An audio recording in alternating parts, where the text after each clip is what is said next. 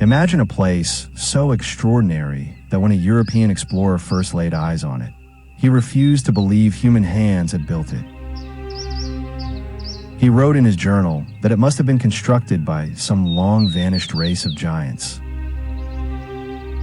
or perhaps the gods themselves. He was wrong about the giants, but perhaps not entirely wrong about the gods.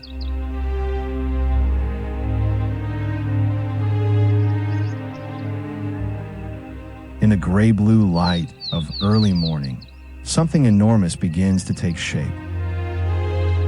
5 towers, carved from sandstone, rising from the earth like stone flames, like mountains dreamed into existence by a civilization that refused to accept the ordinary. This is Angkor Wat. The name itself carries weight. It simply means Temple City. But this monument was merely the heart of a much grander landscape. It sat at the center of Angkor, the largest pre-industrial urban settlement in human history. A metropolitan complex covering more than 1,000 square kilometers, home to as many as 1 million people at a time when London had barely 100,000. Imagine that for a moment. A civilization thriving in the jungles of Southeast Asia that dwarfed every city on the planet. A society of engineers, artists, priests, and kings who turned stone and water and human ambition into something that has outlasted empires, wars, and centuries of silence.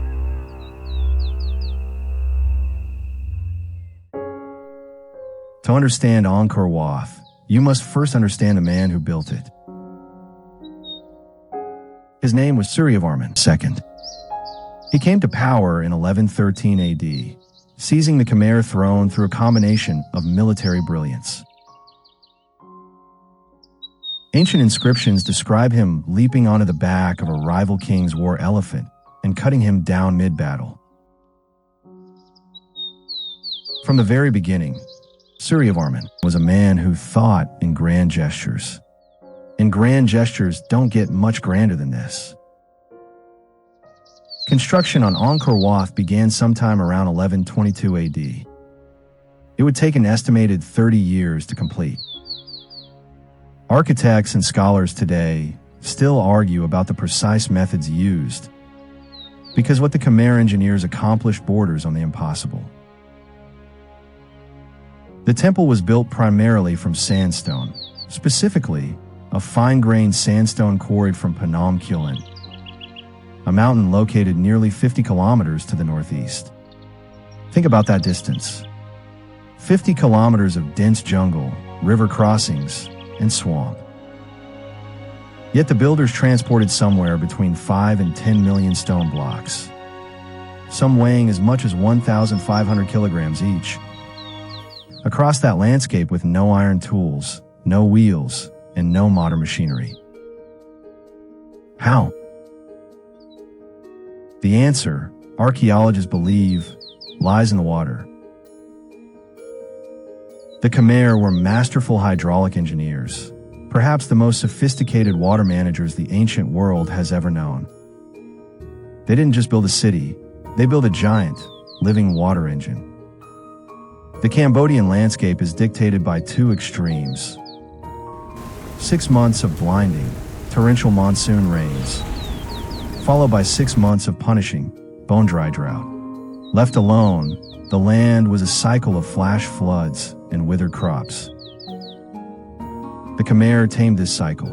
They constructed an elaborate network of canals, channels, and monumental reservoirs called barays. To grasp the scale of these barays, look at the West Baray, a man-made lake 8 kilometers long and over 2 kilometers wide.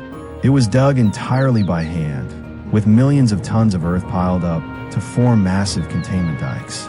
These reservoirs acted as giant shock absorbers for the ecosystem. During the monsoons, they captured billions of gallons of raging floodwaters, preventing the city from being washed away. During the dry season, gravity-fed sluice gates were opened, releasing a steady, controlled lifeline of water through hundreds of kilometers of smaller distributary channels.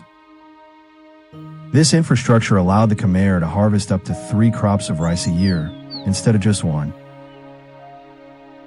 It was this massive agricultural surplus, this reliable, weaponized food supply, that fed the army of laborers, masons, and stone carvers needed to build the empire. But the water was more than just a food source. It was a highway system. Archaeologists mapping the region discovered a direct, 50-kilometer-long canal cutting straight from the quarries of Phnom Kulen to the heart of Angkor. Instead of navigating rough natural rivers, the Khmer built an artificial shipping lane. The sandstone blocks were loaded onto wooden rafts, floated downstream during the high water monsoon months, and unloaded precisely at the building site.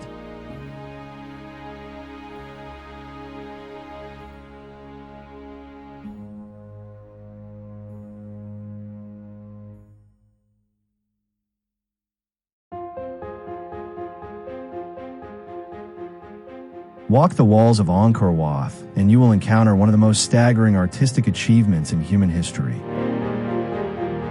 Over 3,000 individual Apsara figures, celestial dancing women, carved directly into the stone.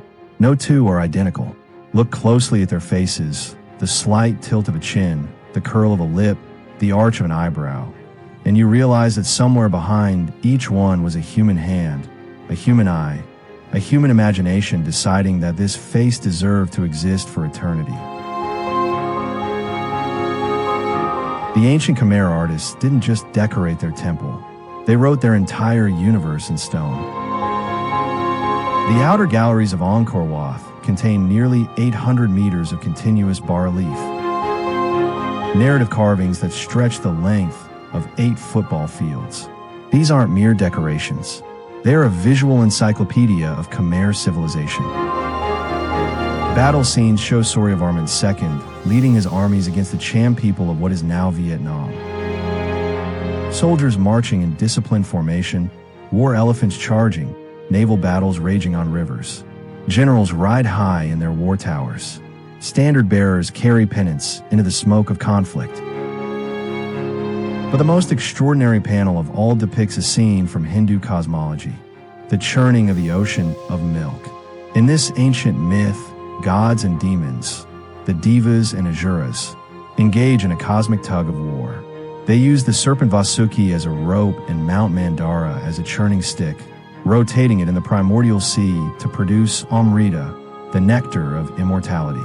The carving shows this eternal struggle across 49 meters of stone, 92 demons pulling one end of the great serpent, 88 gods pulling the other, with the god Vishnu at the center, maintaining cosmic order. It is breathtaking. It is also, unmistakably, a political statement. Suryavarman II saw himself as an earthly incarnation of Vishnu. He built Angkor Wat not merely as a place of worship, but as his own mausoleum, his permanent home in the afterlife, his declaration to the universe that he had been here, that he had mattered, that his civilization had touched something divine. He was not wrong.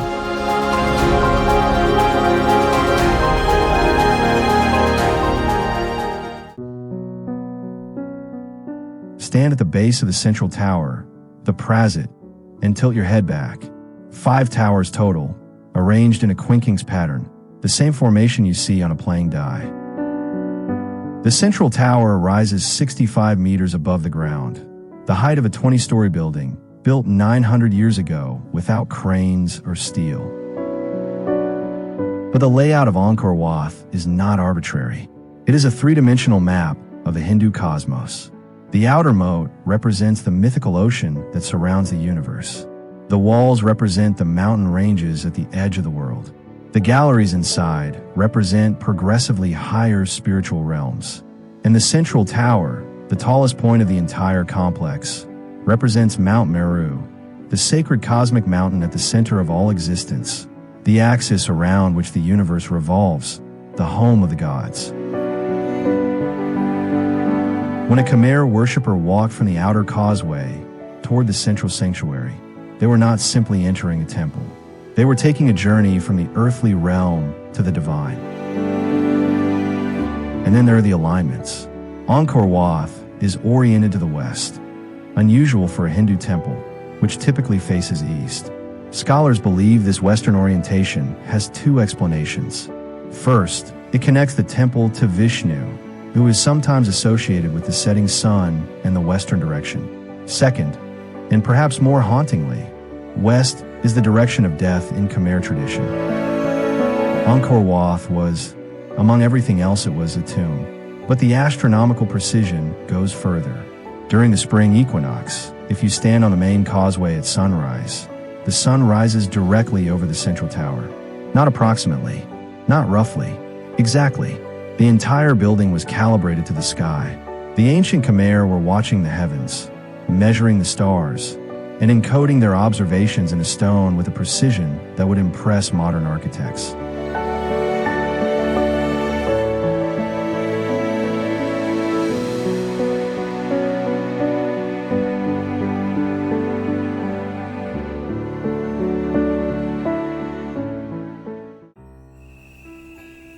But Angkor Wat is not a solitary marvel.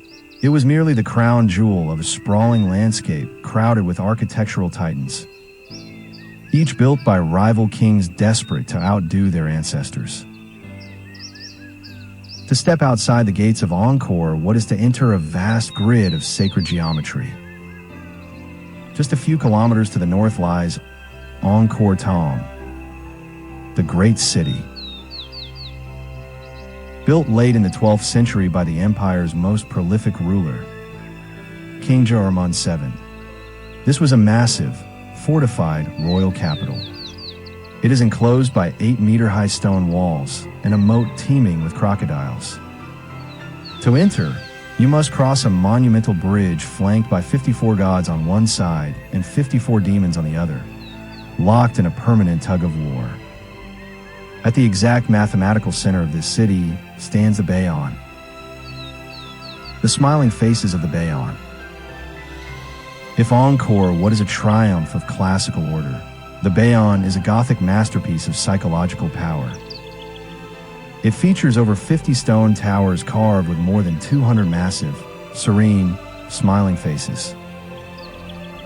No matter where you stand in the ruins, these colossal eyes follow you. Scholars still debate who they represent. The compassionate Buddhist deity Avalokiteshvara, or King Suryavarman VII himself, watching over his subjects for all eternity. While the Bayon represents the ultimate power of the state, other corners of the empire whisper more intimate, haunting stories. Deep in the forest sits Ta Prohm, the monastery of the king, dedicated by the king to his mother.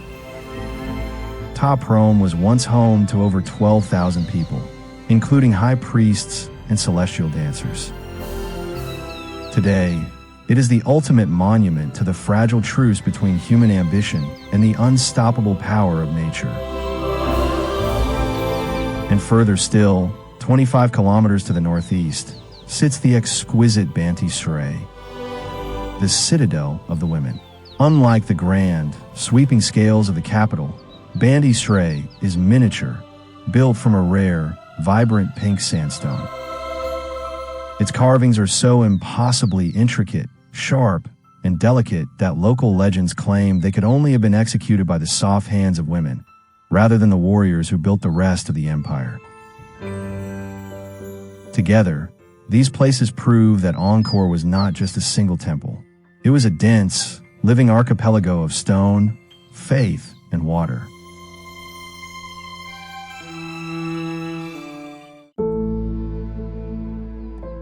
And then, silence. In the 15th century, the Khmer Empire collapsed.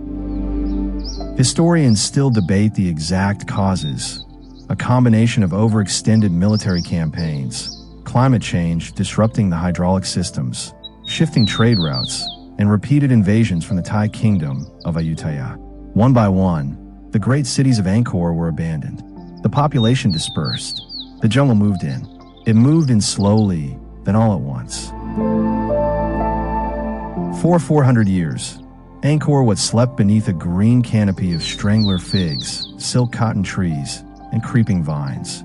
The jungle did not destroy the temple entirely. Its stones were too massive, too ancient, too stubborn. But nature made its intentions clear. Nowhere is this confrontation between nature and human ambition more visible than at the nearby temple of Ta Prohm, built just decades after Angkor Wat. Here, the jungle was deliberately left intact when the site was partially restored in the 20th century. The roots of enormous silk cotton trees pour down over the stones like frozen waterfalls. Massive trunks have grown directly through gallery walls, expanding slowly, cracking stone that took armies of craftsmen decades to lay. Is the jungle destroying Ta Prohm? Or is it preserving it, holding the ancient stones in a permanent, living embrace? And yet, and here's the miracle, Angkor Wat was never completely forgotten. Unlike so many ancient sites that vanished entirely from human memory, Angkor Wat remained a place of pilgrimage throughout its long abandonment. When the Hindu Khmer Empire fell, the temple transitioned quietly from Hinduism to Theravada Buddhism, a religious renovation that preserved it as a sacred space even as the empire that built it dissolved into history. Monks tended its corridors. Incense burned in its sanctuaries. Prayers were whispered in languages that the original builders would not have recognized. The temple endured because it was never fully alone.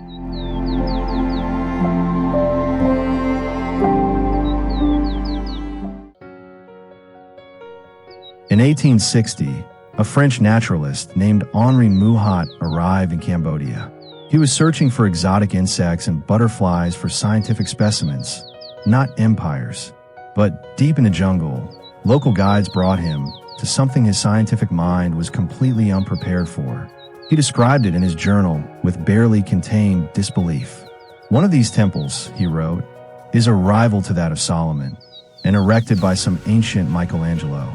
He was a man of science, struggling to find the vocabulary for awe. Mouhot did not discover Angkor Wat. It had never been lost to the people who lived around it. But his widely published journals introduced the temple to the Western world, and suddenly a jungle in Cambodia became the most romantic archaeological mystery on the planet. Scholars, adventurers, and eventually colonial administrators poured in. France, which controlled Cambodia as part of Indochina, established the École Française d'Extrême-Orient, a body of researchers dedicated to studying, mapping, and restoring the temples of Angkor. Decades of meticulous work began to peel back the centuries. It was slow work.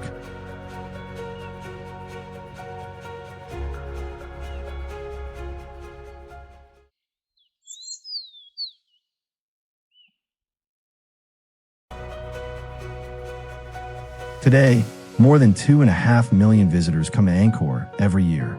They arrive before dawn, clutching cameras and coffee, gathering at the edge of the famous reflecting pool to watch the sun rise behind the 5 towers. Monks in brilliant saffron robes move silently through courtyards that once witnessed the coronations of god-kings. Restoration efforts continue across the entire Angkor Archaeological Park, a UNESCO World Heritage Site since 1992, involving teams from Japan, France, India, Germany, and Cambodia itself. Technologies like LiDAR, which uses laser pulses to see through jungle canopy, have recently revealed something extraordinary: an entire hidden network of streets, suburbs, and structures around the main temples, buried beneath the forest floor for centuries. The city was even larger than anyone had imagined. Angkor keeps giving up its secrets, and perhaps that is the truest measure of Angkor's greatness. It is not a finished story. It is not a ruin trapped in a single moment of past glory. It is a living question that each generation asks anew. Who were these people? How do they live? What did they believe? What made them reach so high?